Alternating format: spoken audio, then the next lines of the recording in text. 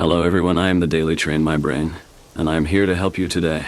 I know you use this video to fall asleep, so before that, like the video and subscribe to the channel also. Where are you from, and what time are you watching now? Get comfortable and relax. Every winter, the small coastal town of Black Hollow shut down as the fierce Atlantic winds swept across its barren shore.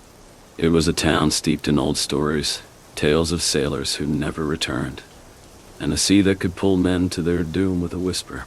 The only person who stayed through winter was Miriam Colby, the lighthouse keeper. She was a woman hardened by the years, her hair gray and her eyes as cold as the sea. This year, something was different. The ocean seemed quieter, as if holding its breath.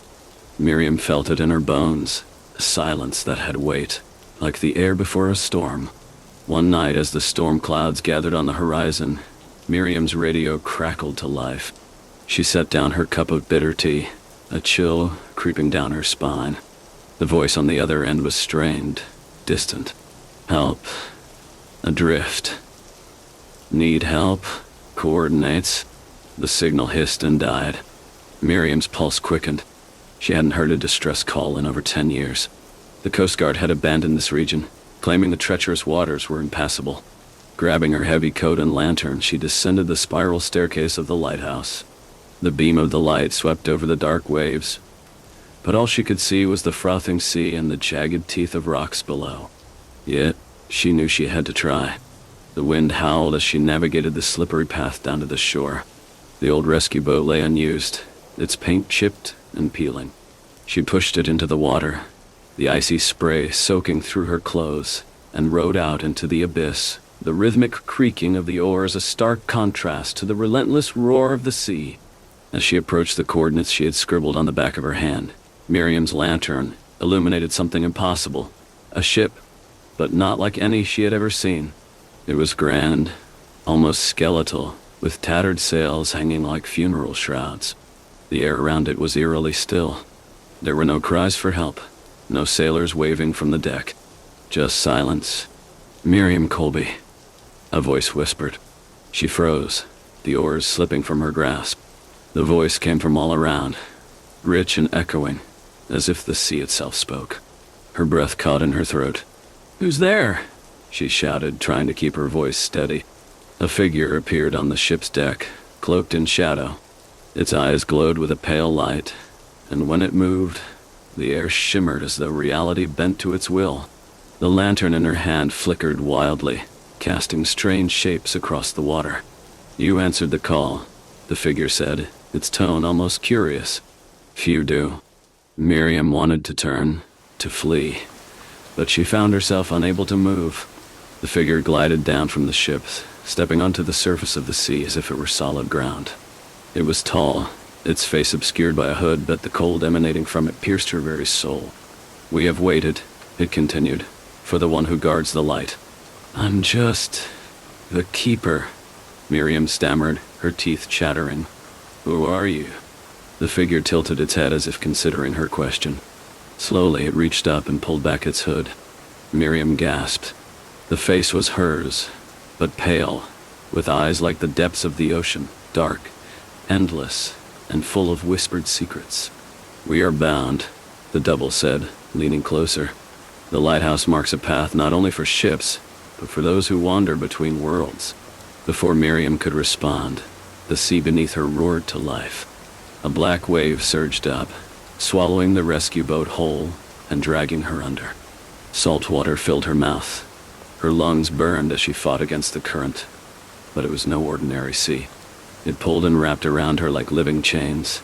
Through the cold and the dark, she saw the figure again, watching with those hollow eyes. Miriam's vision blurred, her strength fading. Suddenly she found herself on the shore, gasping for air. The sky had lightened to a bruised gray, and the mysterious ship was gone. Coughing up seawater, she struggled to her feet, shivering uncontrollably. But as she staggered back up to the lighthouse, she felt a presence beside her. The wind carried a familiar whisper. "Bound." That night, as the storm raged, Miriam looked out from the tower. The light swept across the sea, and for a brief moment she saw it, the ship drifting on the horizon, waiting. And there on the deck her twin stared back at her, eyes reflecting the pulse of the lantern. The radio crackled to life again, and this time, it wasn't a distress call. It was her own voice, repeating softly, "Help. Adrift. Need help." Miriam knew then that she was no longer alone in the lighthouse. The sea's secrets had come ashore, and they whispered her name in the wind. The storm outside was nothing compared to the storm within. The days following that fateful night felt like a dream wrapped in shadows. Miriam kept to the upper levels of the lighthouse, her eyes flicking constantly to the horizon, where the ghostly ship would appear and disappear with each heartbeat of the sea. Sleep came rarely, and when it did, it brought visions. Endless waves and dark figures whispering in a language that scraped across her mind like broken glass. She would wake drenched in sweat, the words echoing in her skull until the dawn scattered them like fog. One morning, as the weak winter sun rose, Miriam noticed something new. In the distance, a shape bobbed on the water. A piece of driftwood, no doubt. But as it drew closer, she saw it was more than that. It was a carved plank, and on it were etched markings she recognized from the old logs kept in the lighthouse dusty storeroom. The logs spoke of a cursed ship, the Ebon Whisperer, that had been lost over a century ago. Its crew had vanished during a storm that raged for weeks, leaving behind only scraps of wood marked with symbols that defied translation. With trembling hands, Miriam retrieved the plank from the surf and brought it inside. It was heavy, slick with salt, but the symbols carved into its surface glistened with an unnatural, oily sheen. As she traced them, the room seemed to darken, and a voice whispered, "You will guide them home." A knock at the door snapped her out of the trance. The lighthouse hadn't had a visitor in years, not since her predecessor's death, and the sound of it sent a shiver down her spine. She opened the door cautiously, and there stood a man wrapped in a long coat, his face shadowed by a wide-brimmed hat. "Forgive the intrusion," he said, his voice low and hoarse. "I'm a historian, searching for records on the Ebon Whisper. I heard tales of the lighthouse keeper being familiar with its history." Miriam's mouth went dry. "I don't know anything useful," she lied, stepping back.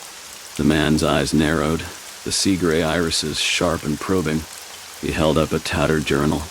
"I think you do," he said. He flipped the book open to a sketch, an ancient rendering of a ship in storm, the same ship that haunted her nights. Miriam's heart pounded as she met his gaze. "Why now?" she asked, more to herself than to the stranger. "Because the sea remembers," he whispered, "and it's calling them back." Before she could respond, a sudden wind burst through the open doorway, sweeping the journal from his hands. The pages flapped wildly, and the same symbols from the plank glowed with an eerie blue light. The man cursed, lunging for the book, but the light leapt from the paper and onto the walls, spreading like wildfire. Miriam felt the familiar chill as the light coalesced into a figure, her twin, the phantom with the pale eyes. The historian staggered back, horror etched on his face as the apparition spoke. "It is time," the double said, reaching out toward Miriam. "We must fulfill the promise." Miriam shook her head, stepping back until her shoulders pressed against the cold stone of the wall. "What promise?" she cried. "What do you want?" But she knew the answer. Deep down, she always had. The Keeper of the Light was not just a guardian of the shore. She was a warden of the boundary, a guide not just for ships, but for the lost souls who wandered between worlds. The historian gasped, clutching his chest as the symbols burned brighter. "Miriam, you must finish this," he wheezed, eyes wide with realization.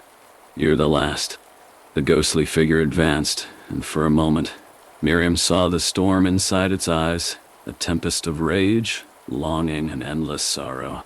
The room filled with the sound of crashing waves, the roar deafening as the walls trembled. Summoning every ounce of strength, Miriam reached for the lantern. Its light was the only thing that had kept her sane, and now she needed it more than ever. She lifted it high, the flame flaring to life, casting a warm, defiant glow.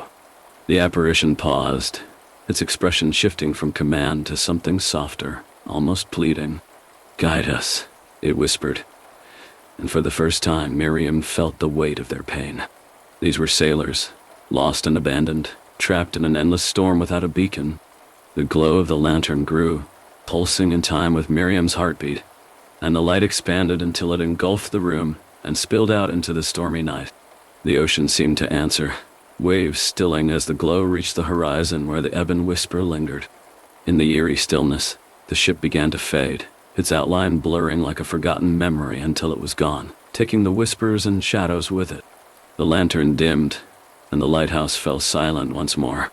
The historian, slumped against the wall, managed a weary smile. "You did it," he whispered before the exhaustion took them both, leaving Miriam to wonder whether guiding lost souls had been her fate all along. When Miriam awoke, dawn had begun to creep over the horizon, painting the stormy sea with hues of orange and violet. The events of the night pressed heavily on her chest, their reality more vivid than any dream. The historian sat propped against the wall, eyes open and distant, as if searching the room for pieces of an answer that had eluded him. "What happened?" he finally asked, his voice a rasp that matched the exhausted crinkle in his eyes. Miriam took a deep breath, setting the lantern down with trembling hands. "I think they've moved on," she said, the memory of the fading ship still etched in her mind.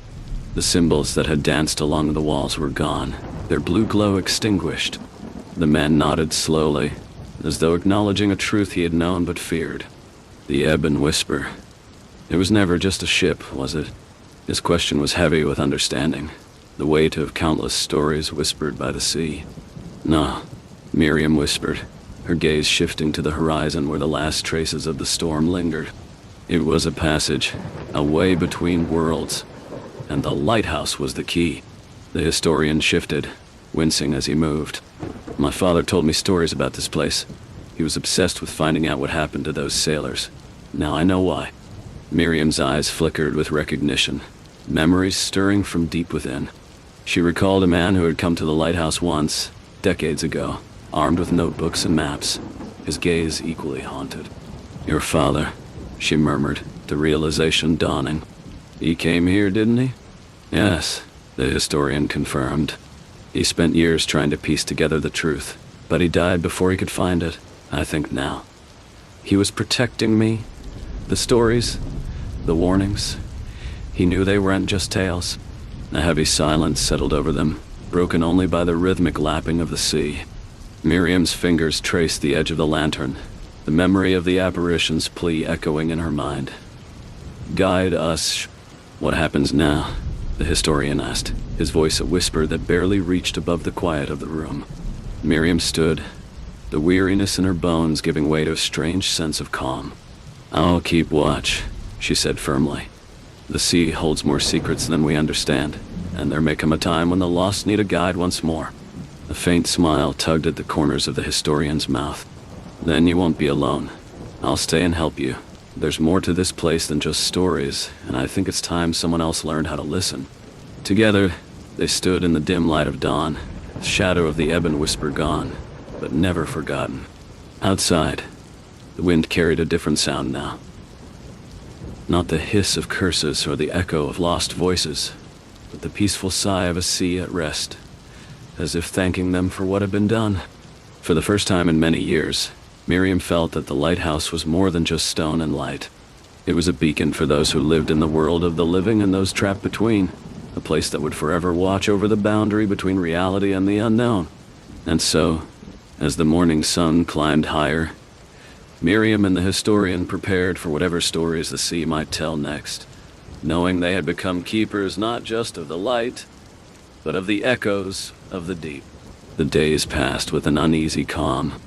Miriam and the historian, whose name she learned was Thomas Hale, spent their time sorting through old records and journals stored in the lighthouse's dusty storeroom. Each entry seemed to add a new layer of mystery, piecing together a tale that was as vast and deep as the sea itself. One evening, as the sun dipped below the horizon, painting the sky with fiery streaks, Miriam found an entry that made her blood run cold. The handwriting was different, unfamiliar, and scrawled with a hurried hand. "To the keeper who follows. Know that the sea whispers not only to the lost, but to the living. The storm will return, and with it, those who guard the path. Trust the light, for it is the only thing that holds the darkness at bay." She read the words aloud, the silence that followed pressing in on them like the weight of the ocean. Thomas looked up from his notes, the faint glow of the lantern casting shadows across his face. What does it mean, those who guard the path? Miriam shook her head, worry etching lines across her brow. I'm not sure, but it sounds like there's more to this than just guiding the lost. There's something else out there. Thomas's jaw tightened, a muscle flickering beneath the skin. He stood and paced, the floorboards creaking beneath him. The stories I heard as a child always spoke of guardians, beings that protected the thresholds between this world and others. But they were always just stories, warnings to keep children from wandering too close to the cliffs at night. Miriam glanced out the window at the darkening sea, its surface deceptively calm. Maybe they were warnings, but not just for children. Before either of them could say more, the wind picked up, a low moan that sent a shiver down her spine. The lantern flickered, its flame straining as though it too sensed the approaching storm. Miriam's pulse quickened, the memory of the ghostly ship surfacing in her mind. A loud knock at the door shattered the tension. They exchanged a glance, a silent agreement passing between them. Miriam grabbed the lantern, its light steadying as she opened the heavy wooden door. Standing there was an old fisherman, his eyes clouded with cataracts and his skin weathered by years of salt and wind. His name was Harold, one of the last few residents who stayed through the harsh winters. Harold, Miriam said, surprise lacing her voice. What brings you here at this hour? His voice was rough, like the grating of rope against a winch. The sea, he rasped, pointing a gnarled finger out toward the horizon. It's waking. I've seen the lights, the ones that haven't been seen since before your time. Miriam followed his gaze, and her breath caught in her throat. Far out at sea, where the sky met the water, faint blue lights danced and swirled, like ghostly lanterns guiding some unseen procession. Thomas stepped forward, eyes wide with realization. Those are the lights of the Guardians, he said, voice tinged with both fear and awe. They're returning. Harold nodded slowly, eyes haunted. And when they come, it means the boundary is thin. Something is trying to cross, something powerful. Miriam felt the weight of her responsibilities settle more heavily on her shoulders. The thought of facing whatever was out there sent a chill through her, but she clenched her jaw, determination hardening her resolve. Then we need to be ready, she said, lifting the lantern higher as its flame seemed to blaze brighter in response. The three of them stood at the threshold, the wind tugging at their clothes and carrying with it the faint echo of a distant, mournful wail. The lights on the horizon pulsed, a signal from the deep, and Miriam knew that whatever storm was coming, they would have to face it together, guided by the light and bound by the stories that had been whispered for generations. The night would be long, and the sea would tell its tale once more. The wind's wail grew louder, turning into a chorus of ghostly voices that swept through the cracks of the lighthouse like a warning. Miriam tightened her grip on the lantern, its glow the only source of comfort amidst the rising storm. Harold, with his deep lines of worry, shuffled inside, closing the heavy door against the howling wind. Thomas flipped through the old journal, his fingers trembling. There must be something here, he muttered. Anything that tells us what these guardians are or why they're returning. Miriam nodded, her eyes flitting back to the small window where the blue lights still glimmered like wayward stars on the horizon.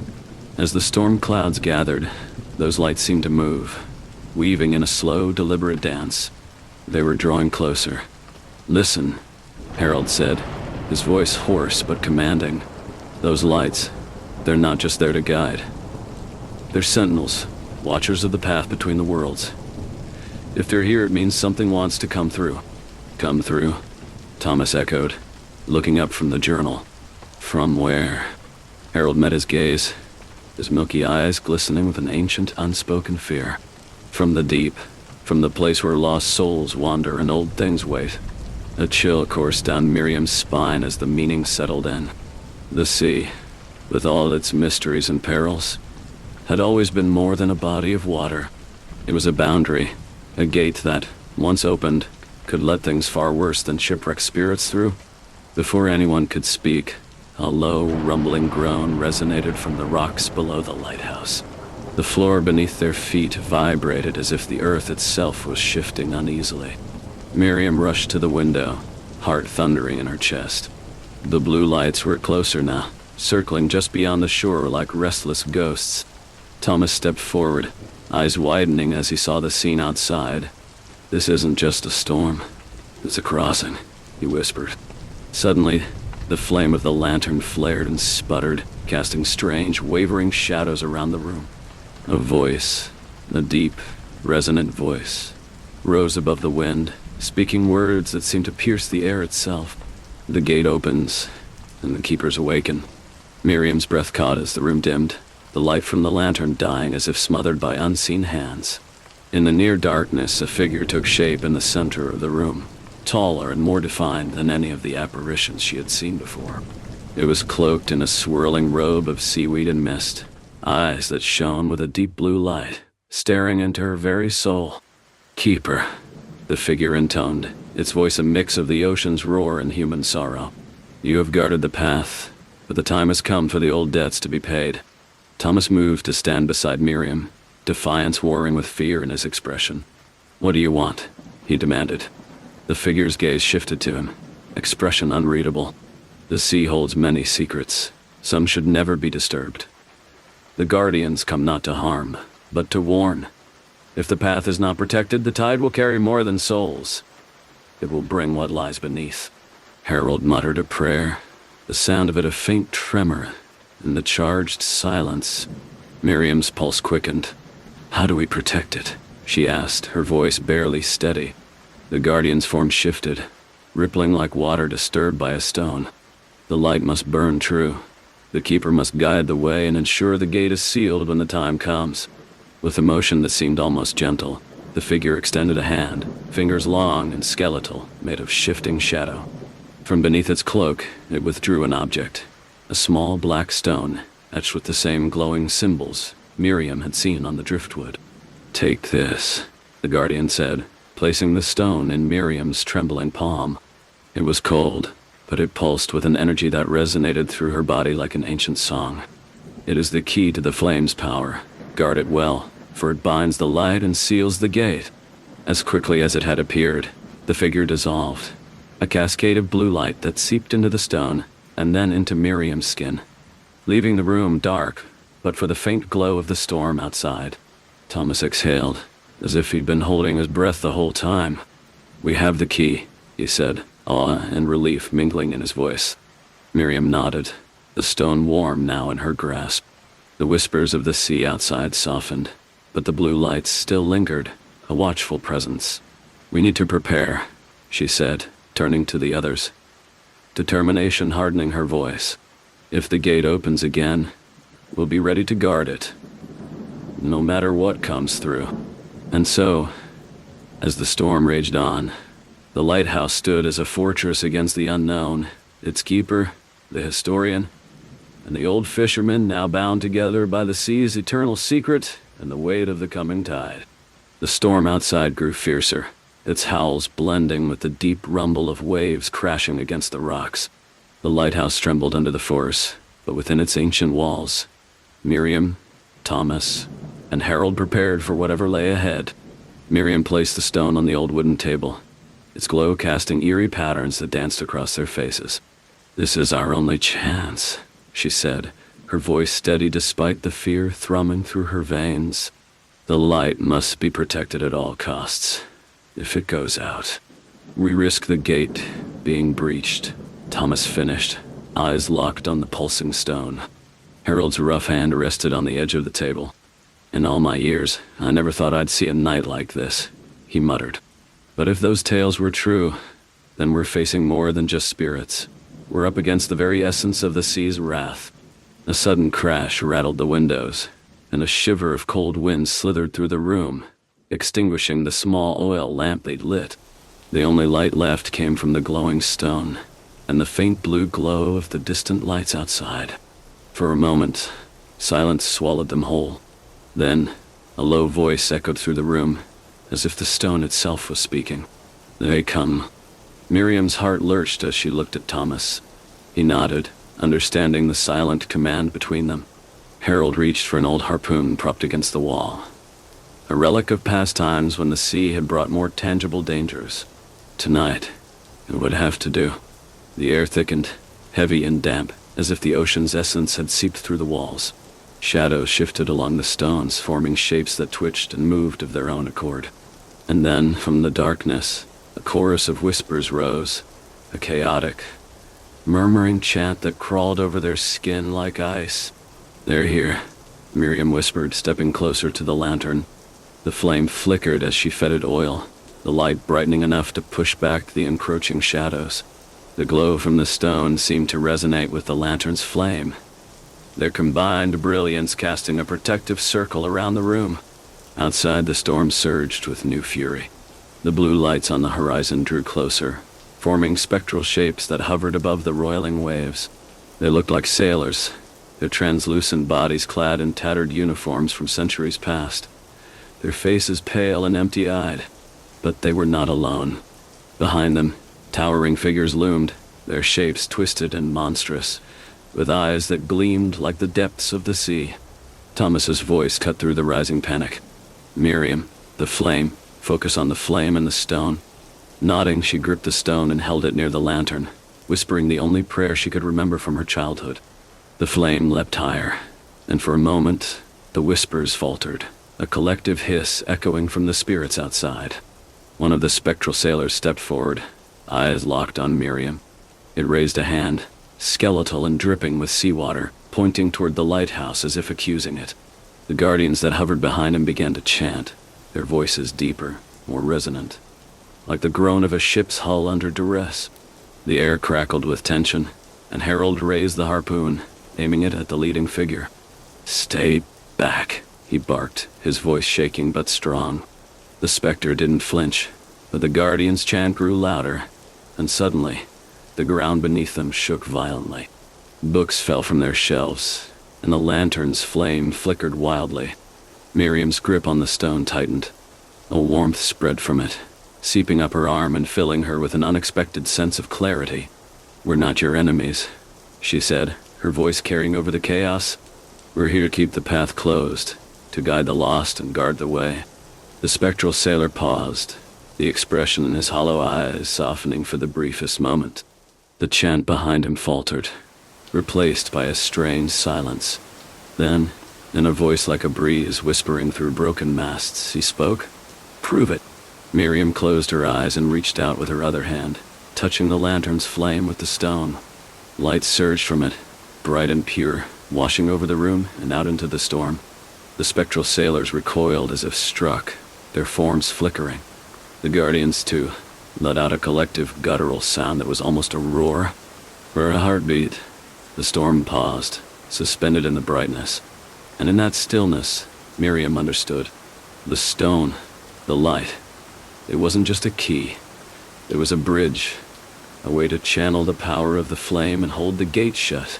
She whispered the words that came to her unbidden, an ancient chant that spoke of peace and return, of guiding those lost at sea back to their rightful rest. The light pulsed once, then again, before exploding outward in a cascade of brightness that swept across the waves and the spectral forms. When the glow dimmed, the storm had subsided, the voices had fallen silent, and the blue lights were gone. Only the lighthouse stood firm, its flame a beacon of steadfast defiance. Thomas sank to the floor, eyes wide with exhaustion and awe. Harold let out a breath he hadn't known he was holding, the harpoon slipping from his hands. Miriam lowered the stone, now cool and dull in her palm. "It's over," she whispered, though in her heart she knew that the sea would always hold more secrets. But tonight, at least they had kept the gate closed, and the lighthouse had done what it was meant to do. Morning arrived slowly, the storm's memory still etched in the sea's restless sighs. The first rays of sunlight bathed the lighthouse in gold, highlighting the weary faces of Miriam, Thomas, and Harold, as they sat slumped around the wooden table. The stone, now dull and lifeless, lay between them like an old relic, its power spent for the time being. Thomas's eyes were dark with exhaustion, but his mind was already piecing together the night's events. "That was more than just a storm," he said, breaking the silence. "It was a test, wasn't it? To see if we could guard the path." Miriam nodded slowly, fingers brushing over the surface of the stone. And to remind us that the sea isn't just water and waves. It holds a history deeper than any story we know. Harold, whose face was as pale as the light that now streamed through the windows, looked out toward the calm horizon. "I've lived by this sea my whole life," he muttered. "And I never knew. Not truly." A seagull's cry pierced the stillness, and they all looked up, as if even the mundane call of the bird held some hidden meaning. But it was just a gull, circling the lighthouse before disappearing over the rocks. The world outside seemed deceptively ordinary, almost mocking in its calm after the storm's fury. Miriam stood, her body protesting with aches and weariness. She walked to the window and gazed out at the ocean, its surface now sparkling under the morning sun. Yet, beneath the glistening waves, she knew lay an abyss filled with the echoes of last night. Whispers of guardians and lost souls. Thomas joined her, resting his hand on the windowsill. "What now?" he asked, eyes searching the horizon as if it could offer an answer. "We rebuild," Miriam said with a quiet determination. "We prepare for the next time, because there will be a next time." Harold gave a nod, the lines on his face deepening. "Aye, and when it comes, we'll be ready." They spent the day cleaning up the scattered books, reshelving the journals, and repairing what the storm had broken. Miriam tucked the stone away into a locked drawer, its glow gone but its significance seared into their minds. She knew that its power might one day be needed again, and until then, it would remain safe within the lighthouse walls. As the sun began to set, painting the sky with streaks of pink and amber, Thomas found Miriam sitting outside on the rocks, watching the waves lap against the shore. He sat beside her, the silence between them comfortable now, bound by shared understanding. "Do you think the Guardians will come again?" he asked after a while. Miriam didn't look away from the horizon.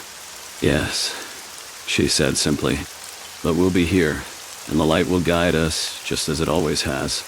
The sea stretched out before them, vast and eternal, holding its secrets close. And though the path between worlds had been kept safe for now, Miriam knew that the lighthouse was more than just a watchtower. It was a promise, a silent guardian of those who dared to keep the balance between the known and the unknown. And as the light from the lantern began to glow against the twilight, the sea itself seemed to exhale, the whispers quiet for now, but never truly gone. As the days passed, the memory of the storm and the eerie blue lights faded into the daily rhythms of life at the lighthouse. The sea, now calm and serene, betrayed none of the restless spirits that had once surged through it. Yet, for Miriam, Thomas, and Harold, the silence carried an underlying tension, as if the ocean itself was holding its breath. Miriam continued her duties as the keeper, maintaining the light with meticulous care. She knew that its steady glow was more than just a beacon for passing ships. It was a sentinel against the unseen. Thomas, unable to tear himself away from the mystery, spent his days poring over the journals and scrolls they had salvaged from the storeroom, piecing together fragments of old myths and warnings. One afternoon, Thomas's search yielded something peculiar. He found a map, yellowed with age and marked with unfamiliar symbols. It depicted the lighthouse at the center, surrounded by a series of concentric circles. Within these circles were tiny drawings of creatures, some human-like, others monstrous, their shapes twisted as if writhing in agony or defiance. He brought it to Miriam, who examined the map under the glow of a lantern. The symbols seemed to pulse with a strange energy, almost as if the ink had been mixed with something alive. "This map," Thomas began, voice hushed with awe. "It shows the boundaries. The path we're guarding is part of something much larger." Miriam traced the circles with a finger. "It's like a labyrinth," she said. "A maze that spirals into the sea." Harold, who had been listening from the doorway, stepped into the light. His expression was grave. "That maze isn't just a drawing. It's the route the spirits take. If the gate ever breaks open, they'll flood through that path." Silence followed his words, as heavy as a storm cloud. The implications were clear. The guardians they'd seen were not just sentinels, but jailers, holding back the tide of souls that roamed beyond the gate. That night, as the sun dipped below the horizon and painted the sky with hues of red and violet, Miriam found herself on the balcony of the lighthouse, looking out at the calm waters. The stone was still hidden in the locked drawer, but she could feel its presence, like an ember waiting to spark. A sound broke the quiet, a distant, mournful hum that resonated across the waves. Miriam stiffened, eyes scanning the horizon. There, faint and flickering, she saw it. A single blue light bobbing in the distance. Her heart thudded painfully as Thomas appeared beside her, breathless. "It's back," he said, as the light drew closer, no longer just a remnant of memory, but a real looming threat. The guardian spirits were returning, and this time, they were not alone. The blue light bobbed steadily on the horizon, joined by another, then another, until a dozen pinpoints of ghostly glow formed a line stretching across the sea. The air felt thicker, charged with anticipation. Miriam's breath came in shallow gasps as she stared at the growing line of lights. The sea, so calm only moments before, now churned with a sinister undercurrent, small waves lapping against the rocks as if in warning. Thomas leaned forward, clutching the railing. "They're gathering," he said, his voice tight with both dread and fascination. Harold, summoned by the urgency in their voices, stepped out onto the balcony. The old fisherman's eyes, once dulled by age, sparked with something that looked like recognition. "It's a call," he muttered, gripping the harpoon he'd kept close since that night. "They're calling to something, or someone." Miriam glanced at Harold, the weight of his words sinking in like a stone. "But what are they calling to?" Before anyone could answer, a deep, resonant sound rumbled from beneath the waves, a noise that seemed to vibrate through the very bones of the lighthouse. It was not the crash of water or the distant boom of thunder. It was a voice, low, guttural, and ancient, as if the ocean itself had spoken. "The time is upon you, keepers of the light." The words were not spoken aloud but felt, resonating through their minds and chest, bypassing ears and digging straight into their spirits. Miriam staggered back, gripping the edge of the stone wall. Thomas's eyes were wide, reflecting both fear and the blue glow as the lights approached. Their movements were rhythmic, pulsing in time with the deep chant that emanated from the sea. Harold was the first to act. With a determined glint in his eyes, he reached for the lantern, its flame casting a circle of warm light around them. "We must remind them who stands at the gate," he said, hoisting the lantern high. Miriam understood immediately. She raced inside and retrieved the black stone from its hiding place. The moment her fingers touched its smooth, cool surface, it came to life, glowing with a soft inner light. The whispering voices of the sea seemed to pull back, as if testing her resolve. Returning to the balcony, she pressed the stone close to the lantern's flame. The combined light flared brilliantly, casting beams across the ocean's surface, like spears of gold and white. The blue lights wavered, their steady advance pausing as if reconsidering their approach. But then, from the depths, something massive moved. The surface of the water bulged, and a shadow rose beneath the blue lights. It broke the surface with a slow, deliberate grace. A towering figure of water and shadow, crowned with seaweed and adorned with barnacles. Eyes glowing with the same deep blue as the lights that surrounded it. The creature's gaze fixed on the lighthouse, an ancient awareness in its luminous eyes. "The balance has been disturbed," it rumbled, its voice reverberating in their very bones. "You hold what was never meant to be found." Miriam's hand tightened around the stone, its glow intensifying as if in response to the challenge. "We guard the gate," she shouted, her voice defiant even as fear coiled within her. The being paused, as if considering her words. The blue lights pulsed faster, and the sea's surface roiled with newfound energy. It leaned closer, bringing its immense face level with the balcony. "Then prove you are its keepers," it said, a challenge and a command entwined in one. The stone in Miriam's hand grew hotter, its glow merging with the flame of the lantern. As the combined light shone out across the water, the blue lights began to splinter, their perfect line breaking into chaotic patterns. The towering creature let out a sound that was both a roar and a mournful wail, the power of it sending waves crashing against the rocks below. Miriam took a deep breath, the heat of the stone searing now but bearable. "Stand with me," she called out, and Thomas and Harold stepped closer, their eyes locked on the great guardian of the sea. The light intensified, pushing back the shadows. And as it did, the blue lights began to fade, one by one, until only the massive guardian remained. It regarded them one last time, eyes narrowing in what might have been respect, or perhaps a warning. Then, with a final solemn nod, it sank beneath the waves, dragging the blue glow with it. The ocean stilled, and the night became eerily quiet once more. Miriam exhaled, her grip on the stone loosening. The air was cold now, and she realized she was shaking. Harold let out a low chuckle, more relief than amusement. "Well, looks like we passed their test," he said. Thomas looked out at the calm sea, eyes thoughtful. "For now," he whispered, and as the lighthouse stood sentinel against the night, its keepers knew that their task was far from over. The sea would always hold its secrets, but now they were more than watchers. They were defenders of the balance between worlds. The dawn that followed was washed in silver, a quiet respite after the storm of the night before. Miriam, Thomas, and Harold sat together inside the lighthouse, exhaustion weighing on them like a heavy blanket. The stone, now dormant and cool to the touch, rested in the center of the table as they contemplated what had transpired. Thomas ran a hand through his disheveled hair, eyes locked on the ancient artifact. "The Guardian's words still echo in my mind. You hold what was never meant to be found. What do you think it means?" Miriam sighed, the weight of responsibility settling deeper in her chest. "I don't know, but it's clear now that we're part of something much bigger than just guiding ships. This stone is more than a relic. It's a beacon, a key to something ancient." Harold leaned forward, the weathered lines on his face deeper in the dim light. "And the sea knows it. The spirits, the guardians, they're testing us, probing our strength."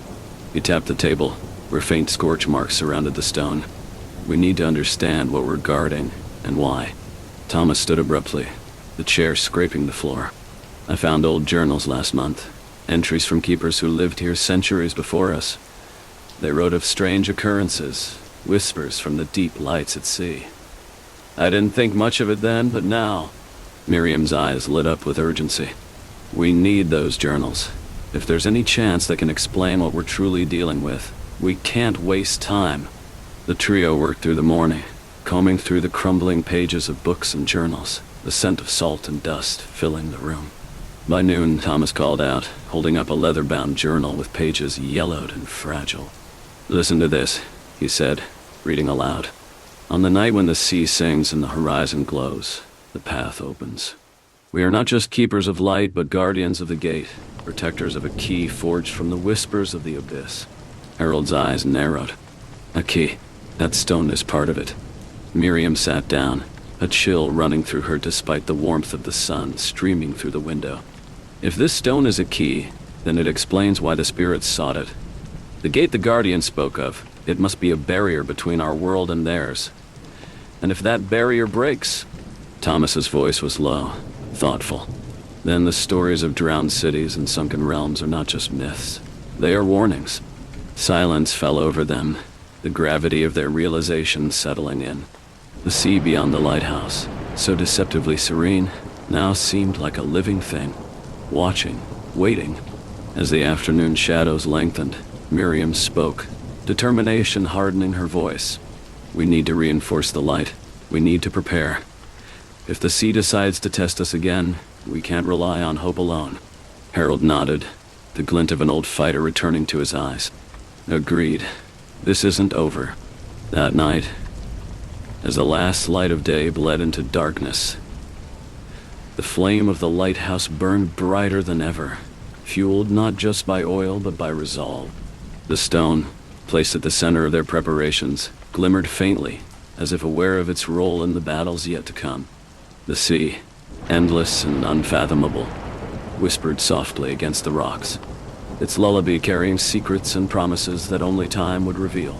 The days that followed were quiet, but the tension in the air never fully dissipated. The lighthouse stood firm against the encroaching darkness, its light a steady reminder of the fragile boundary between the world of men and the deep unknown forces lurking beneath the waves. Miriam, Thomas, and Harold worked in silence, preparing for whatever might come next, each of them haunted by the knowledge that their task was far from over. Miriam spent long hours poring over the journals Thomas had found, seeking any clues about the gate and the key they now guarded. The pages spoke of ancient rituals, cryptic symbols, and warnings of the boundaries weakening over time. She had not yet found a solution, but the more she read, the more certain she became. The sea's guardians were not just protectors. They were jailers, keeping something imprisoned beneath the waves, something that wanted to be free. One evening, as dusk settled over the lighthouse, a strange occurrence interrupted their routine. The wind, which had been quiet all day, suddenly picked up, howling like a wounded beast. It rattled the windows and tugged at the door, pushing it open just enough to let in the smell of salt and decay. Miriam, Thomas, and Harold exchanged uneasy glances, feeling the change in the air before the sound came. A voice, soft, low, and distant, but unmistakable. "Let us out." It was barely a whisper, yet it reverberated in their bones, deep and unsettling. Miriam's heart skipped a beat as she turned toward the door. The voice was coming from the sea, but the storm was not here, not yet. It was too early for this kind of disturbance. "Did you hear that?" Thomas asked, his voice tight with fear. Harold, ever the skeptic, scowled. A trick of the wind, or a sea creature perhaps, nothing more. But Miriam's instinct screamed otherwise. She stepped forward, her hand brushing the stone. The faint blue glow that had been dormant for days flickered in response. "No, this is different." Before anyone could react, the sea outside roiled violently, as if something beneath the surface was stirring, awakening. The waves crashed against the cliffs harder than they had in years, as though an unseen force was pushing against the land. Then, there it was again. "Let us out." This time the voice was louder, clearer, and it wasn't just one voice. It was many, layered on top of each other, murmuring, crying, pleading. The air grew thick with tension, and the ground beneath their feet seemed to pulse in rhythm with the words. Miriam turned to Harold, her face pale. "The gate is weakening." Harold swallowed hard, his weathered face grim. "Then we must act now, before whatever is trying to escape does." Thomas, his face drained of color, spoke up. "We don't even know how to close the gate. All we have is this stone, and I don't know how it works." Miriam's mind raced. The stone had reacted when the voice first spoke, but she had no idea how to control it. She looked out at the churning sea, her thoughts a whirlwind of possibilities. If the stone is the key, then we must use it.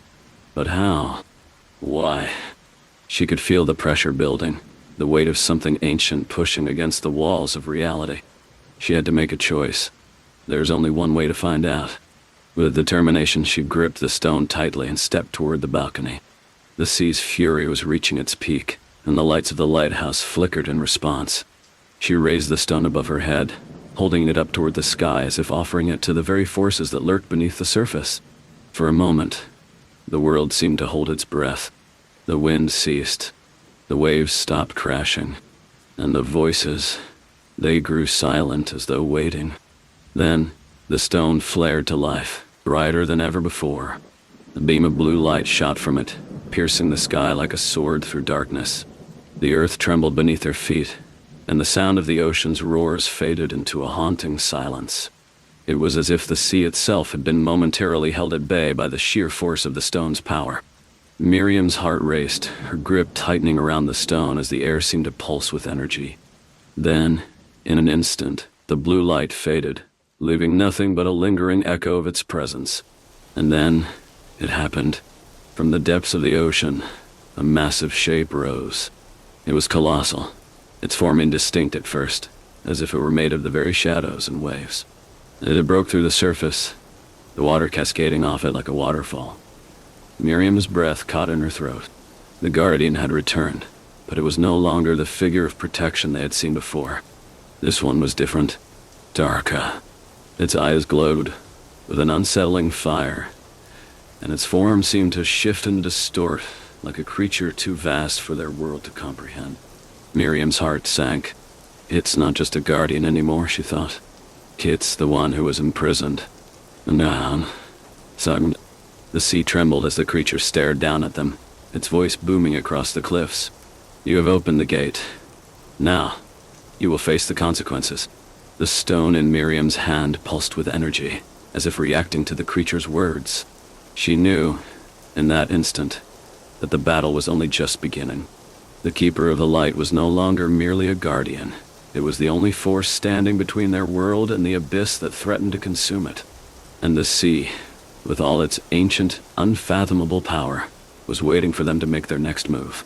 The colossal creature towered above the lighthouse, its form dark and writhing in the storm's chaos. Its eyes blazed with unnatural light, casting an eerie glow across the ocean's surface, where the waves now crashed violently, as if the very sea was in agony. Miriam stood frozen, the stone still gripped tightly in her hand, its pulse matching the thundering rhythm of her heartbeat. The wind howled around her, but the world felt strangely still, as if everything was holding its breath, waiting for the creature's next move. The voice boomed again, more insistent this time. "You have opened the gate. You have released me." Miriam's mind raced. Nice. The stone. This is what we've been guarding against. But how do we stop it now? As she turned toward Thomas and Harold, both of them standing in shocked silence beside her. "Thomas," Miriam whispered urgently, her voice strained. "The journals, the texts, the symbols. There must be something. There has to be a way to close the gate, to stop this." Thomas snapped out of his stupor, nodding quickly. He rushed inside, pulling open the drawer where they'd kept the journals, flipping through pages frantically. His hands shook as he scanned the ancient writings. Harold, too, was watching the creature intently, his weathered face grim. "Whatever you do, do it fast," he muttered, eyeing the darkness that loomed above them. "That thing. It's not a guardian anymore. It's something far worse." Miriam nodded, stepping closer to the stone. She could feel it humming in her palm, alive with energy. It felt as though the stone were responding to the creature's presence, and its pull was growing stronger by the second. The creature's shape writhed, distorting as if it were a reflection in a pool of disturbed water.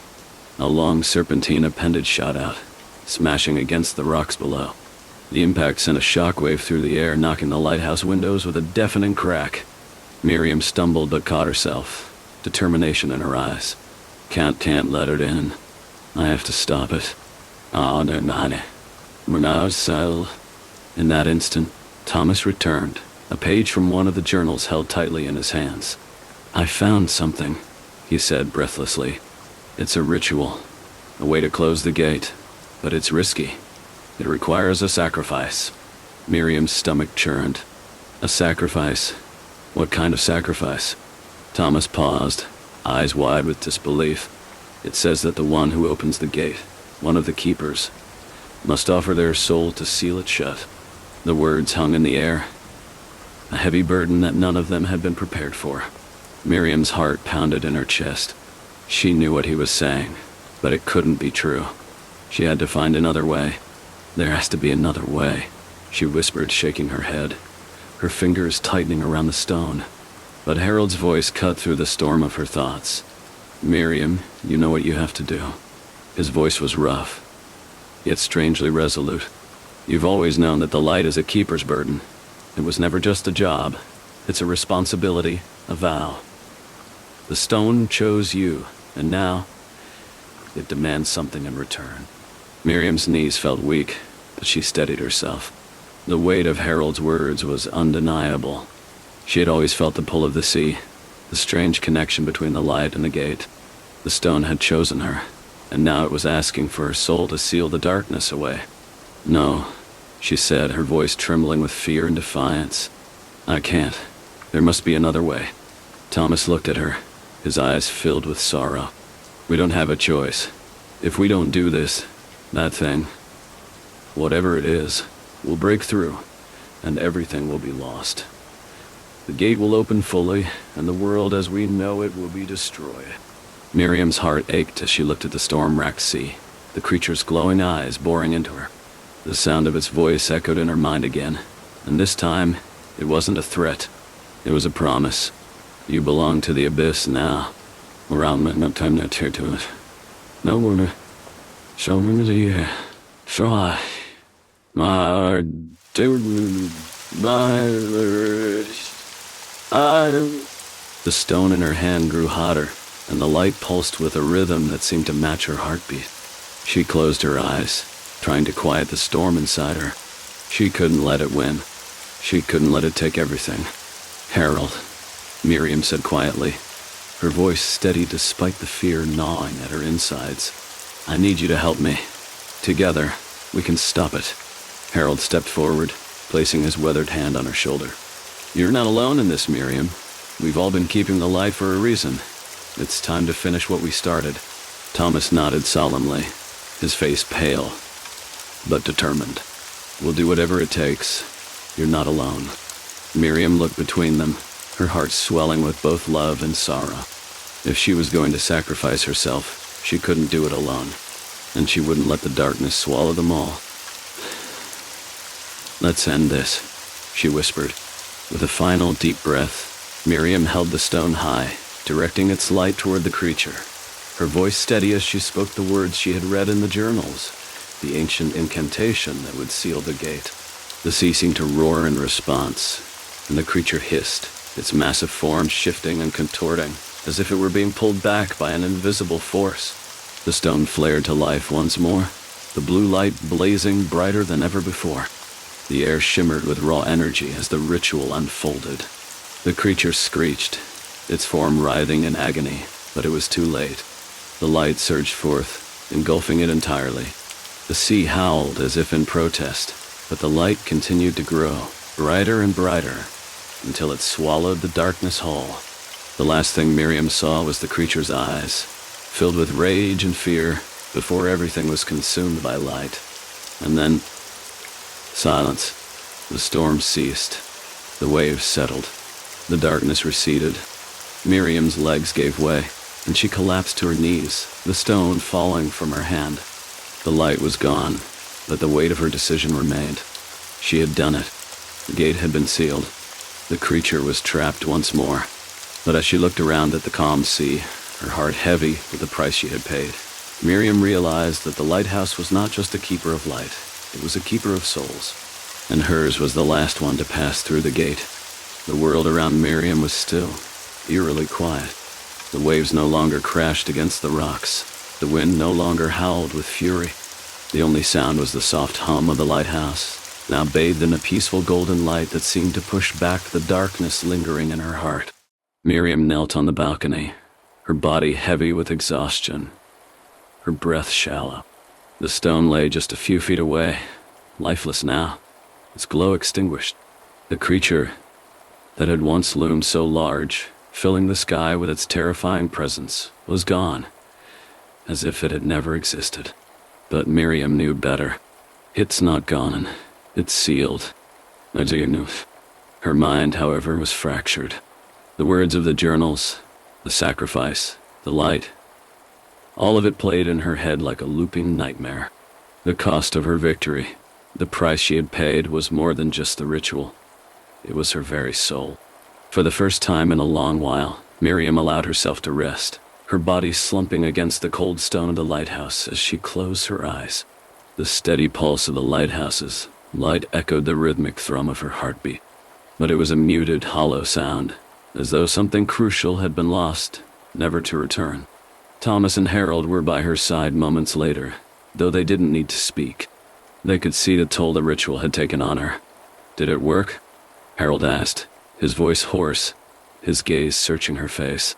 He had always been the more pragmatic of the three, but now even he was unsure. Miriam nodded slowly, her face pale, her eyes distant.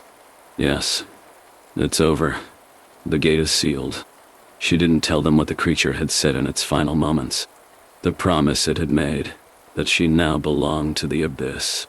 Thomas, whose eyes were shadowed with concern, knelt beside her. "And you, Miriam, what happens to you now?"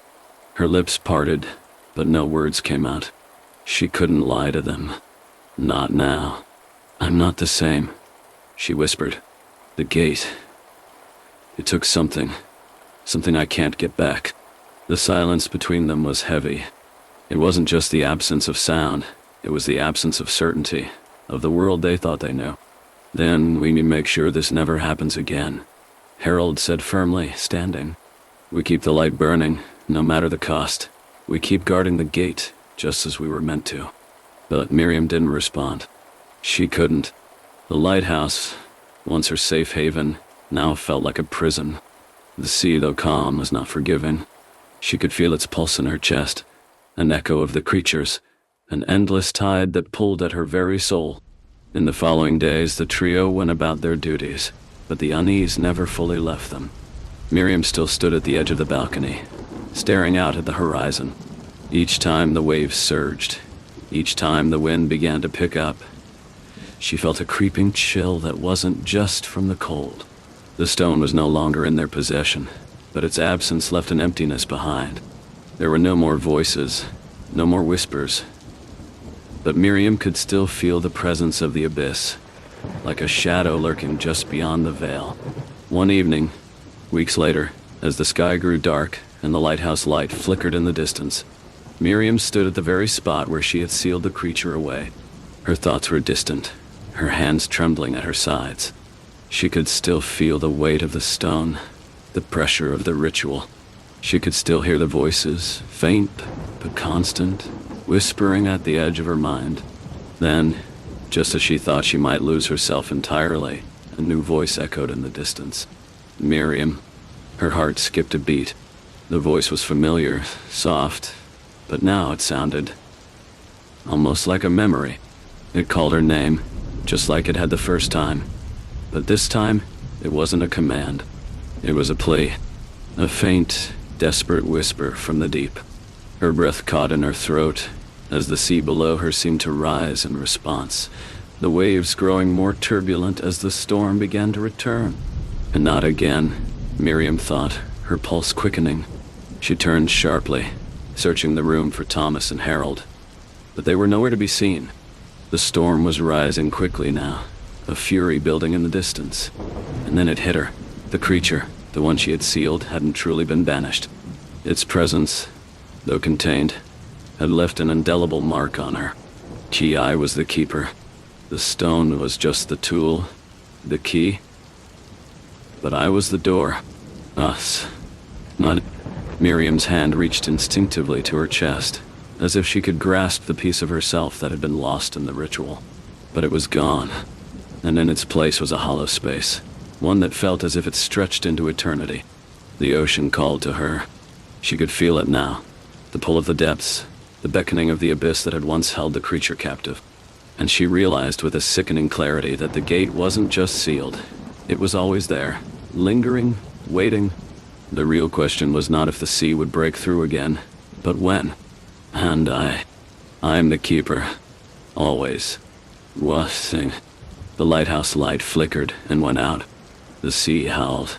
Miriam turned back to the ocean, her eyes distant, filled with the dark understanding of what had truly been done.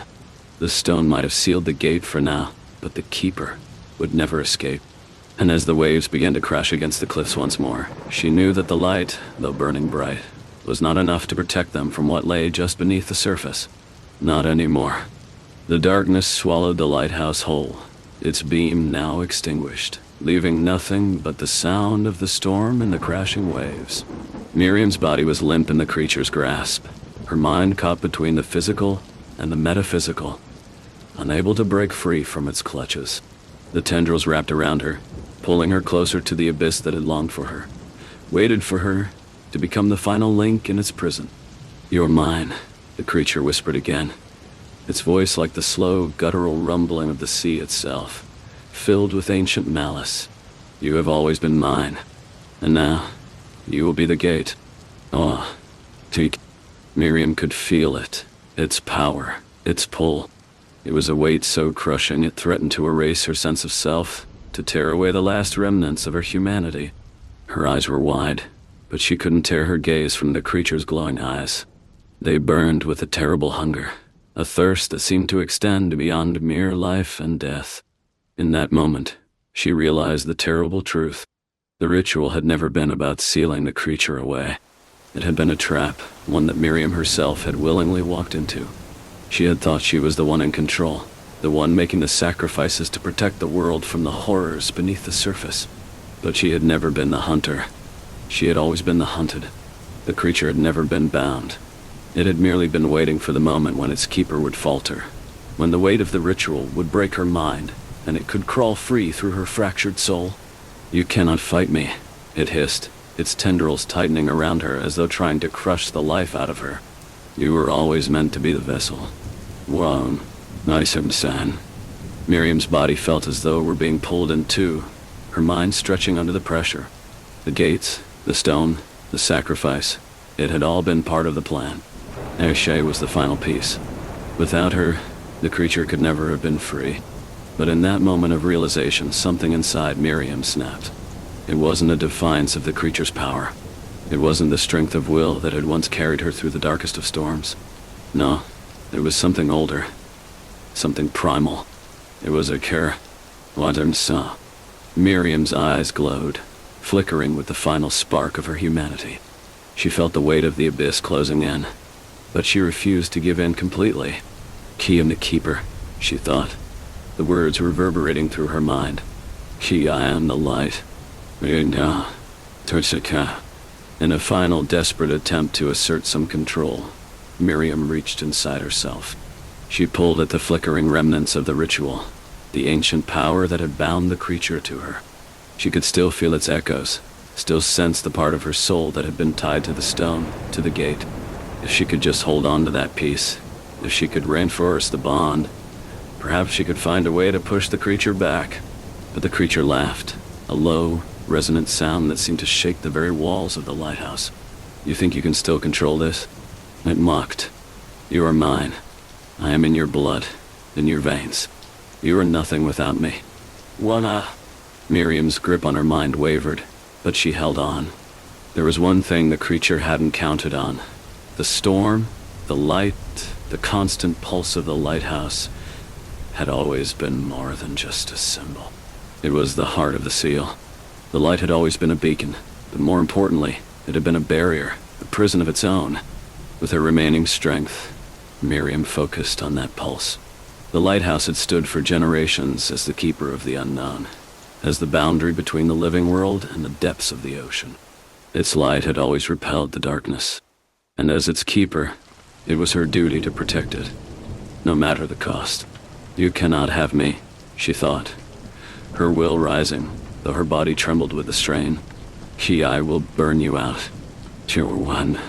With a final surge of defiance, Miriam called upon the ancient force, the essence of the lighthouse itself, and pushed it forward.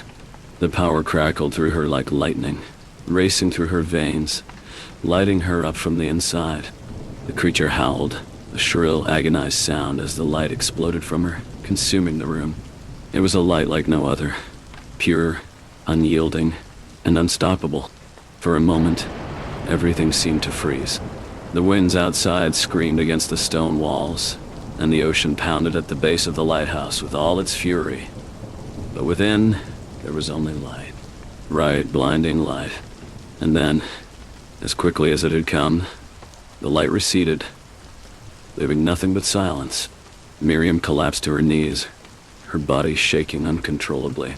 Her mind was a battlefield of disjointed thoughts, but for the first time in what felt like an eternity, the creature's presence was gone. She was free. She could breathe. The storm outside began to die down, the winds lessening, the waves retreating back into the ocean's depths. The lighthouse's light flickered back on, steady now, a beacon of safety once more. But Miriam knew it wasn't over. The creature was not gone, just sealed again. Its influence had left a scar upon her soul, one that would never fade. She could feel it, a dark weight in the pit of her stomach, a pull that could never be completely ignored. She rose slowly, her legs weak beneath her body still trembling with the aftershocks of the ritual. The lighthouse around her was quiet now, the faint hum of its light the only sound.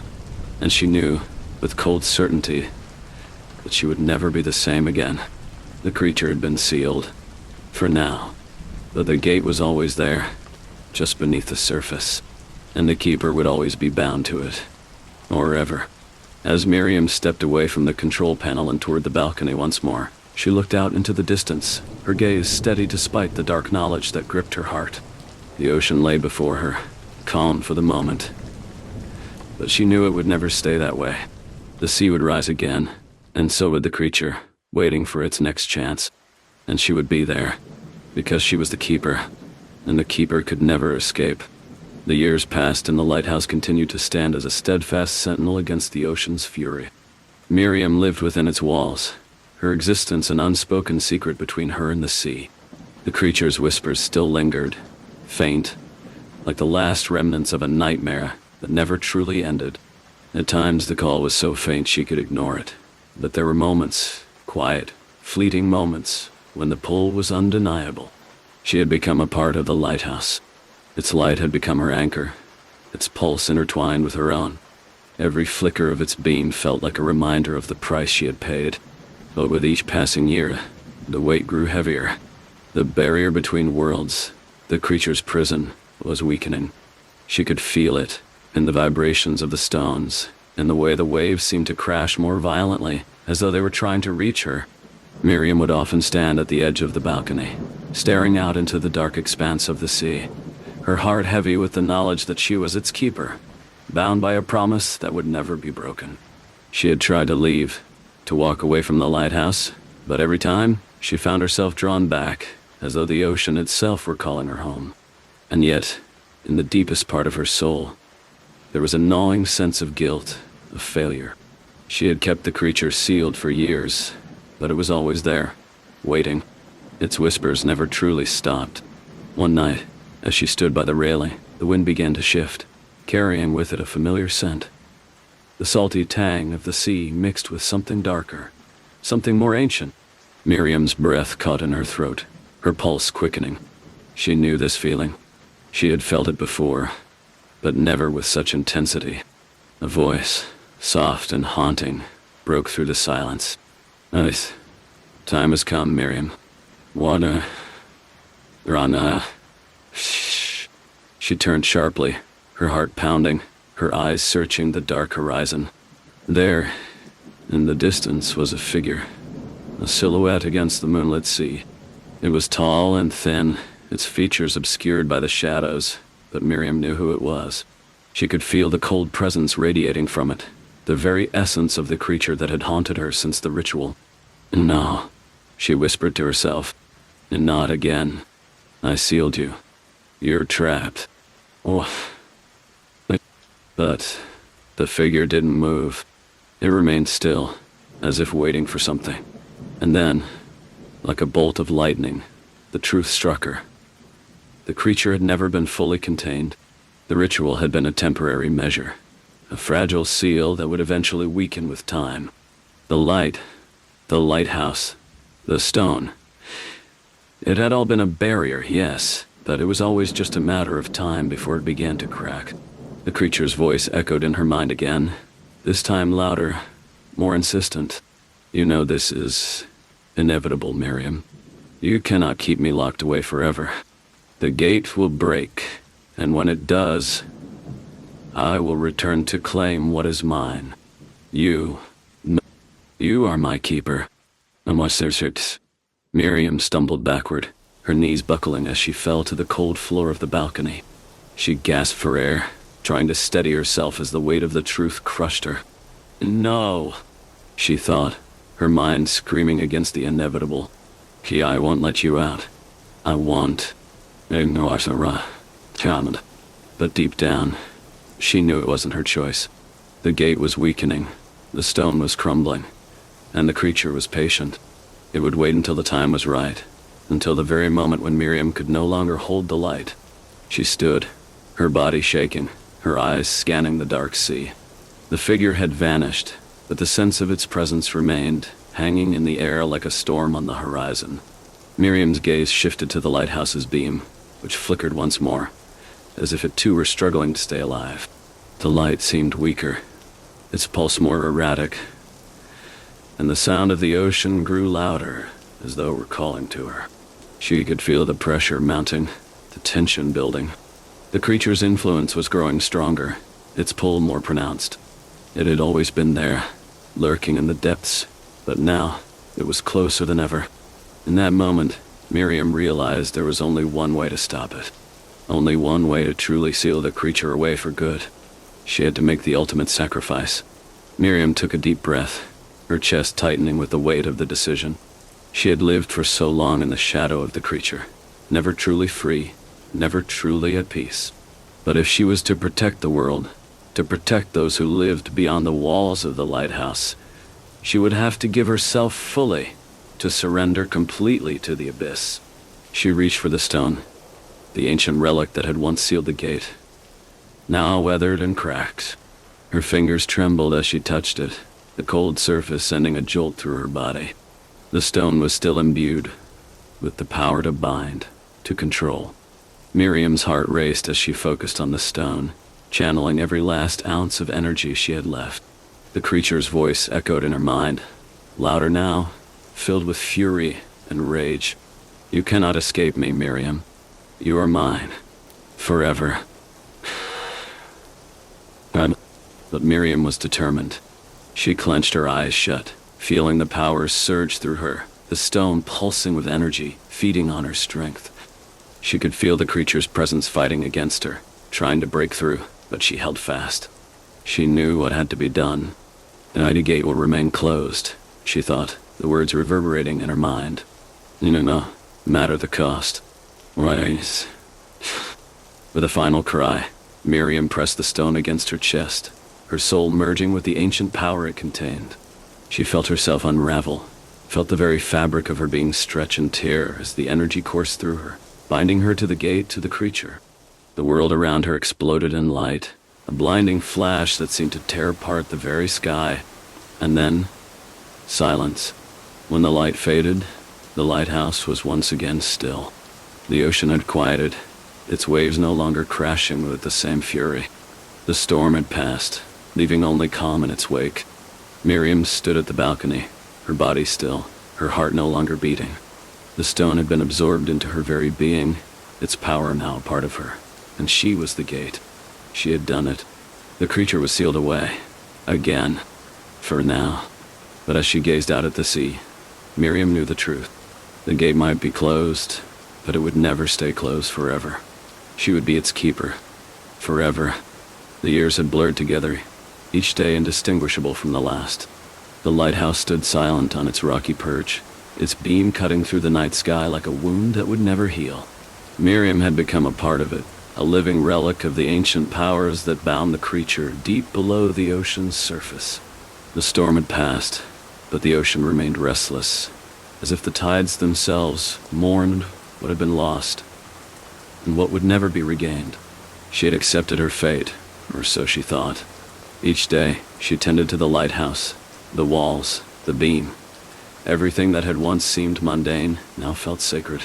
The whispers that once clawed at her mind had faded to almost nothing, and she thought, perhaps foolishly, that she had won.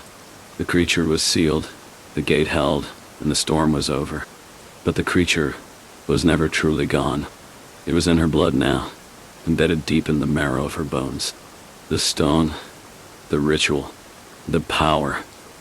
It was all hers to control, or at least, that's what she had believed. Every so often, a moment of calm would be shattered by a pang of unease, a feeling like something was slipping just beyond her reach. She would glance over her shoulder, half expecting to see the tall, shadowed figure of the creature lurking in the distance, waiting for its moment to return. And then, one night, it happened. The storm came again, but this time it was different. There were no distant rumblings or flashes of lightning. No, this storm was inside her. A darkness that swept through her veins, flooding her mind with images of the creature's twisted, hateful form.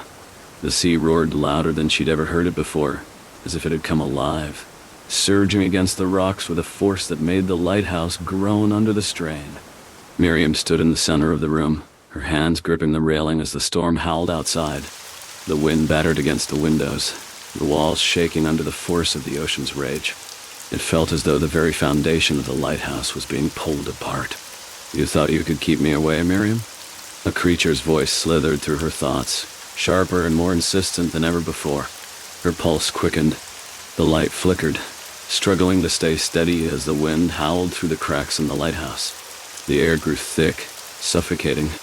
Miriam's eyes widened as she realized what was happening. The seal, the barrier, was breaking. No, no, no, I won't let you. Me. But the creature's laughter filled her mind, cruel and mocking. You think you still have control? You are nothing without me. Your will is mine to break. What? But the light flickered again, this time almost extinguishing completely. The creature's whispers grew louder, more persistent, until they drowned out every other sound. Miriam's vision blurred, her body trembling under the weight of its presence. The sea outside raged, its waves crashing against the rocks in a frenzy. With a horrible realization, Miriam understood. The ritual had only temporarily sealed the creature. The stone, the light. It had all been part of a fragile thread, and now that thread was unraveling. I have waited long enough, the creature's voice rasped. Ki will return to claim what is mine. You are my vessel. You will be the gate once more. What? The world seemed to tilt as Miriam's body was pulled toward the center of the room. The stone beneath her feet began to hum, vibrating with an unnatural energy. The light flickered again, the beam sputtering as though it were fighting against the inevitable. Her breath came in ragged gasps as her mind struggled to hold on. She had thought the worst was behind her. She had thought the sacrifice was enough, that she could live out her days in peace. Though she had underestimated the creature and herself. The storm outside raged, now crashing violently against the lighthouse, as though the ocean itself were trying to tear it down. The stone that had bound the creature all those years ago, was calling to her. It had always been a part of her, but now its power surged through her like an uncontainable wave, a force that no will could resist. Her hands trembled as she reached for the stone, the cold surface sending a jolt through her. She could feel it, its power, its hunger, and for the first time she understood that the creature had never been fully sealed. It had always been there, waiting for the right moment, waiting for her to weaken. It's time to end this, Miriam thought, her mind swirling with desperation. She had to stop it. She had to finish what she had started. But as her fingers brushed the stone, a sharp pain shot through her chest, radiating outwards like a burst of fire. Her body convulsed, and the creature's voice roared in her mind, louder now, demanding, "You are mine, Miriam. You cannot escape." Mosisha. Asra. The lighthouse trembled as the creature's power broke free, its tendrils slipping from the cracks in the stone, reaching for Miriam like a tide that could not be stopped. And then, with one final surge, Miriam felt herself being pulled, as if by an invisible hand, toward the heart of the lighthouse, the place where the light's power was strongest. Her legs gave way beneath her, and she fell to the floor, gasping for breath, her body racked with pain. The stone in her hands was burning now, scorching her flesh as the creature's influence clawed its way into her very being. No, dare you? With every ounce of strength, Miriam fought to hold on to herself. She could feel her mind slipping, her soul breaking under the pressure, but something deep within her refused to give in. "I am the keeper," she thought, her voice a whisper against the creature's roar. "Kai will not let you win. You turned. Tough." And then, with one final cry, Miriam summoned all the light within her, channeling every last bit of energy she could muster into the stone. The power surged through her like a tidal wave, flooding the room with brilliant, blinding light. The creature howled in agony as the light engulfed it, its form disintegrating into nothingness. For a moment, the world seemed to pause, the storm outside growing eerily quiet as the lighthouse's beam shone brighter than ever before. Miriam collapsed, her body weak and trembling. But the creature was gone. The stone, still hot in her hands, began to cool as the light slowly faded. The storm outside had passed. For now, Miriam knew that the creature would always be a part of her. But for this moment, this brief, fleeting moment, she had won. She had sealed the gate once more. She had kept the darkness at bay. The lighthouse stood, its beam shining out across the sea. But Miriam knew it was only a matter of time before the creature returned, as it always did. She would be ready. The years that followed were a quiet, uneasy truce. Miriam stood at the lighthouse, the relentless waves of the sea forever pounding at the cliffs below. The lighthouse's beams still cut through the dark expanse, steady and unwavering. But inside her, a war raged. She had won, for now. The creature was sealed, its presence banished, its whispers quieted.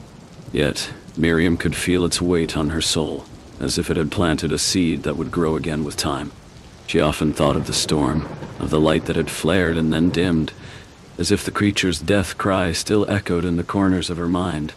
Despite her victory, Miriam was not the same. The endless quiet had become unbearable, the silence broken only by the occasional crash of the waves or the distant call of seabirds. She had grown weary of the solitude, but more than that, she feared that she was no longer herself. Every day, she watched the sea.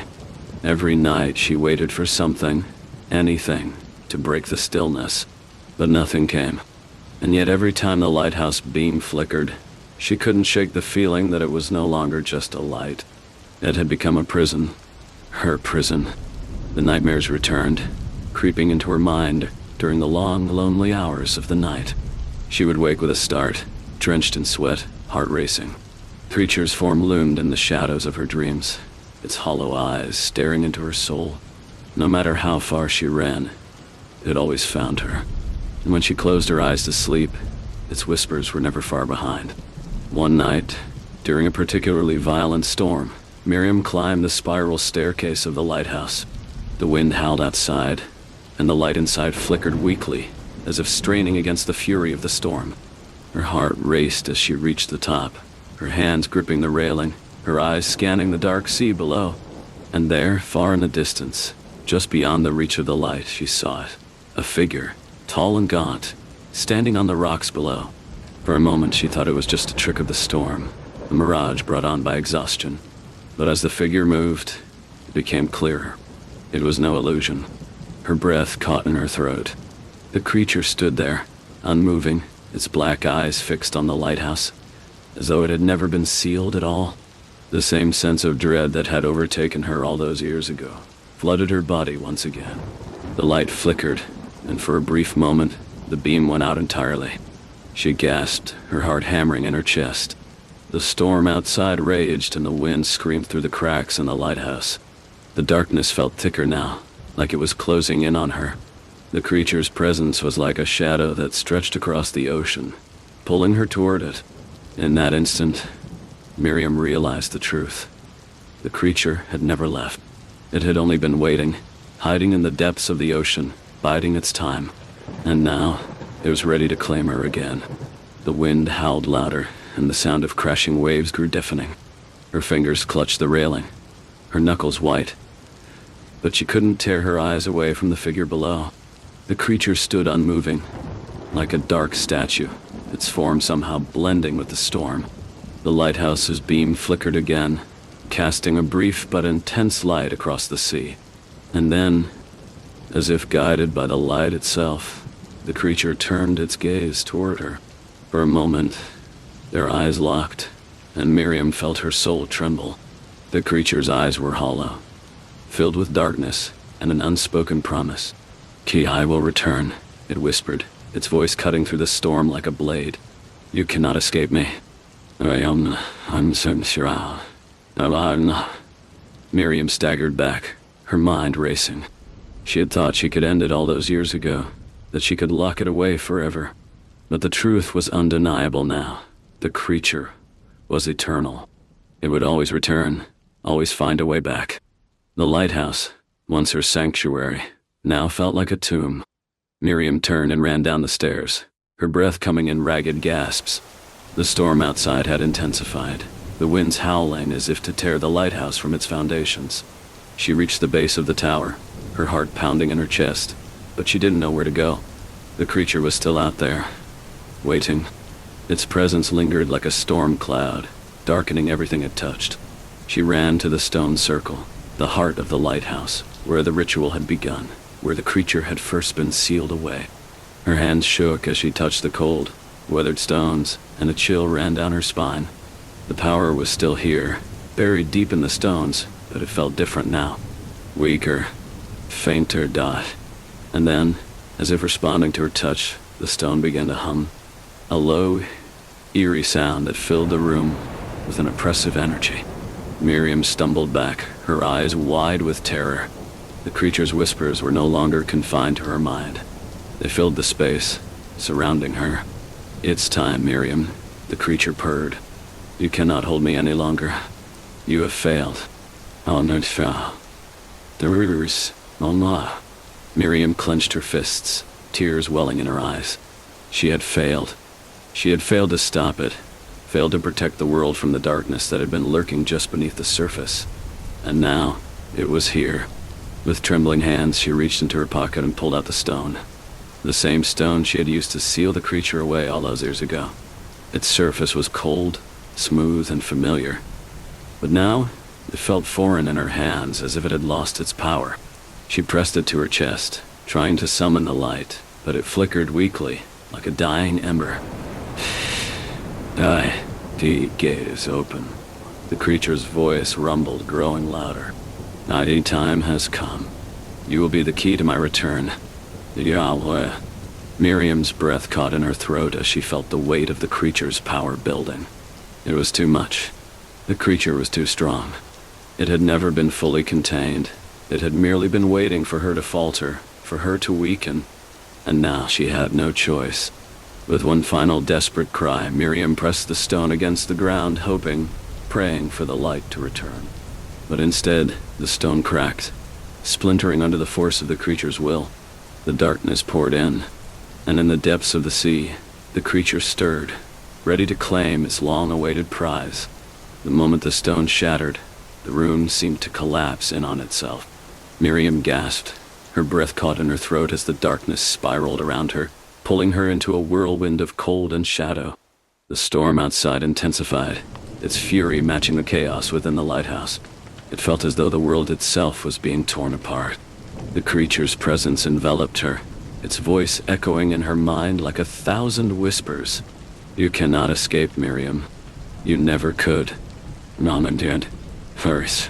The darkness around her thickened, a tangible force that pressed against her skin, sinking into her very soul. She could feel it, its malice, its hunger. It had been waiting for this moment, and now that it had broken free, nothing could stop it. The power of the stone had been the only thing holding it back, but now the seal was broken, and there was nothing left to stop the creature's return. Miriam's hands shook as she staggered to her feet, her body trembling under the weight of the creature's power. The stone, now broken and powerless, lay in pieces at her feet, its once glowing surface dark and lifeless. She had failed. There was no denying it now, but in the depths of her despair, something stirred. A flicker of resistance. A faint pulse of light that had not yet died. It was faint, barely a whisper against the overwhelming force of the creature. But it was there.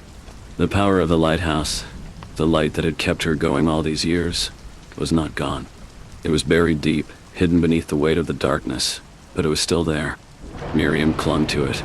She closed her eyes, feeling the faint warmth of the light in her chest. The whispers of the creature grew louder, urging her to surrender, to let go, but she refused. She wouldn't let the creature win. "You're weak, Miriam. You always were." The creature jeered, its voice a twisting cacophony in her mind. "You cannot defeat me. I am eternal." Tirant. Her heart pounded in her chest, but she held onto the flicker of light, letting it grow, feeding it with everything she had left. The lighthouse, the storm, the sea, they were all tied to her now. The light wasn't just a beacon, it was a part of her, a part of the very earth that had kept the creature at bay. Miriam's hand shot out, and as though summoned by her will, the beam of light flared to life again, blinding and pure. The darkness recoiled, shrieking in agony as the light began to spread, seeping into the cracks and crevices of the lighthouse, illuminating the room in an otherworldly glow. "No," the creature hissed, its form writhing in the shadows. "You cannot do this. But Miriam was beyond fear now. The power of the lighthouse, the very essence of the sea and sky, was hers to command. She raised her hand, feeling the pulse of light surge through her veins.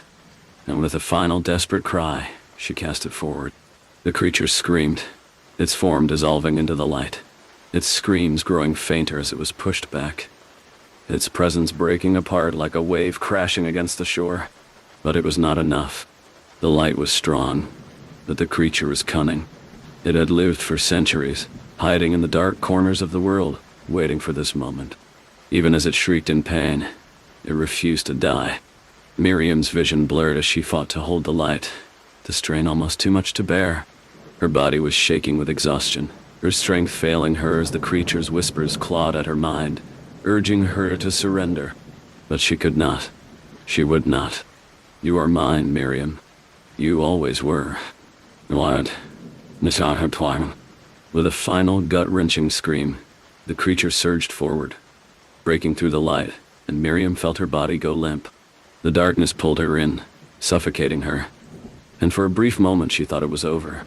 The creature's victory was inevitable, and she had no more strength to fight it. But then, as though a new force stirred within her, a memory flashed through her mind. A memory of the day the stone had first sealed the creature, the day she had made the ultimate sacrifice. The stone, the ritual, the power, it was not gone. The light, though flickering, had not been completely extinguished. She still held the key. Miriam's eyes snapped open, and for a moment, the world seemed to slow. The creature's presence loomed over her, its power almost crushing. But something inside her snapped. She had been its keeper once, but now she was something more. The light flared once more, blinding and pure, and this time Miriam did not hold back. With every ounce of strength, every scrap of will, she hurled the light forward, pushing the creature back. It howled, its form twisting and contorting as the light engulfed it, searing through the shadows like fire through darkness. The creature screamed one final time, its voice twisting in agony. And then, silence. The storm outside faded. The winds calmed, the waves crashing against the cliffs below, and the air grew still. Miriam stood, panting, her body weak and trembling. But the creature was gone. For now, at least. She collapsed to her knees, her hands shaking as she stared at the broken remnants of the stone. The light flickered above her, casting its steady beam across the sea. She had won. But Miriam knew one thing for certain. The creature would return. It always did. She had not sealed it for good. But she had delayed its return, pushed it back into the depths where it belonged. And as long as she stood at the lighthouse, the light would always fight to hold the darkness at bay. But she could feel it, lurking just beyond the edge of the light, waiting, watching. The war was far from over, and Miriam, the keeper of the lighthouse, would continue to fight. Until the very end. Miriam's breath came in shallow gasps as she sat on the cold stone floor, her mind spinning, her body bruised from the battle. The lighthouse above her stood silent, its beam cutting through the darkness once again, steady and unyielding. For a brief moment, it seemed like she had won. For good this time. The creature was gone, swallowed by the light, reduced to nothing more than a fleeting shadow. But as she sat there, the silence settled over her like a weight. Something was wrong.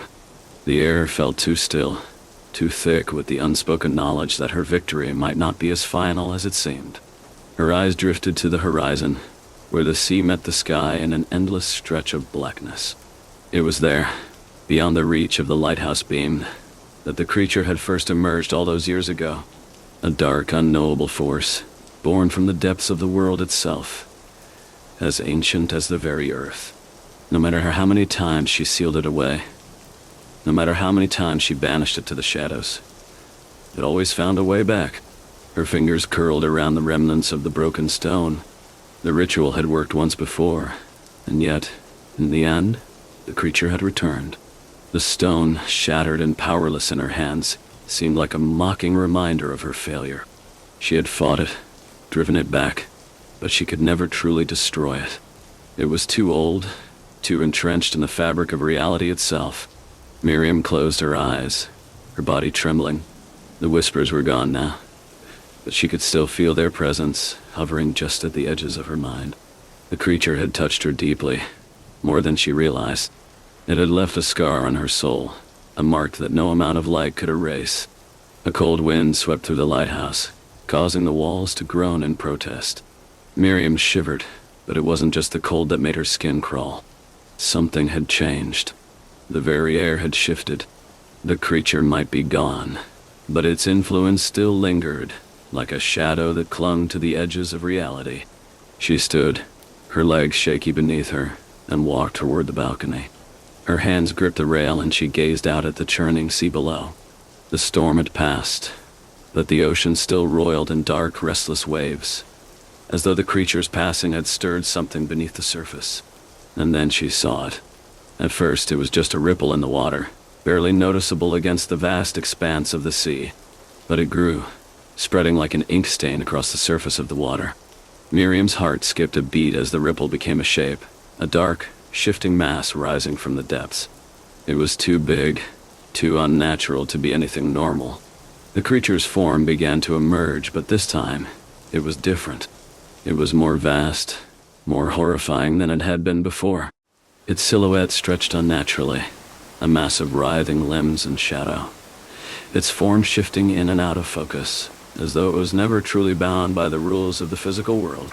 The sea seemed to bow before it, the waves parting as though in deference to the ancient power that stirred beneath. Miriam's breath caught in her throat, a cold dread sinking deep into her bones. The creature had never truly been gone. It had only been hiding, waiting for the right moment to rise again.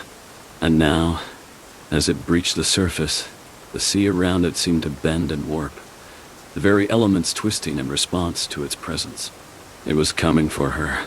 Her mind raced, searching for a way to stop it. But the light, the very light that had once protected her, was flickering again. It was growing dimmer, weaker. She could feel it, like a pulse in her chest, struggling against the creature's power. The energy that had once been so pure and radiant now felt fragile, as though it were unraveling, its strength fading with each passing moment. Miriam turned toward the lighthouse, her heart pounding in her chest. She had to act quickly. The light was her only hope. She could feel it, deep inside, the connection between the lighthouse, the sea, and herself. The light was not just a beacon. It was the very thing that held the creature at bay, the force that kept the darkness from fully breaking free. But the light was weakening, and she could do nothing to stop it. In that moment of desperate clarity, Miriam understood what had to be done. She had thought she could keep the creature at bay, that she could lock it away forever with the power of the stone. But the truth was more terrifying. The creature was not bound by the stone. It was not bound by anything. It was part of the world, an elemental force of nature that could never truly be destroyed. The only way to keep it at bay was to embrace it, to become one with the light, to merge with the power of the lighthouse itself. She turned, her eyes locked on the beam of light as it flickered one final time, and then, without a second thought, she stepped forward. The light engulfed her. At first it was blinding, a pure radiance that consumed her, filling every part of her being with fire and energy. The world around her seemed to dissolve, and for a moment, Miriam was no longer in the lighthouse. She was everywhere, within the sea, the sky, the storm, the very earth itself. She could feel the creature, could sense its power, its hunger. But it was distant, faint, unable to reach her. The light was strong, but as the seconds stretched into eternity, the light began to flicker again, its brilliance dimming as the creature's presence grew stronger. Miriam's heart raced. She had to do it. She had to merge with the light completely, to become its vessel, its protector. And so she did. In that instant, the light surged back to life, its brilliance more intense than ever before. The creature shrieked in fury, its form writhing as it was pushed back by the force of the light. But this time, Miriam was not just a keeper. She was part of the light itself. The lighthouse beam blazed brighter than ever before, its power extending out to the very edge of the sea, pushing back the darkness. The creature howled, but it was no match for the strength of the light. Slowly it began to retreat, its form fading as it was driven back into the depths. Miriam stood at the heart of it all, her body merging with the light, her soul bound to the lighthouse. She had become both protector and prisoner, the eternal guardian of the light. And as long as the lighthouse stood, so too would she.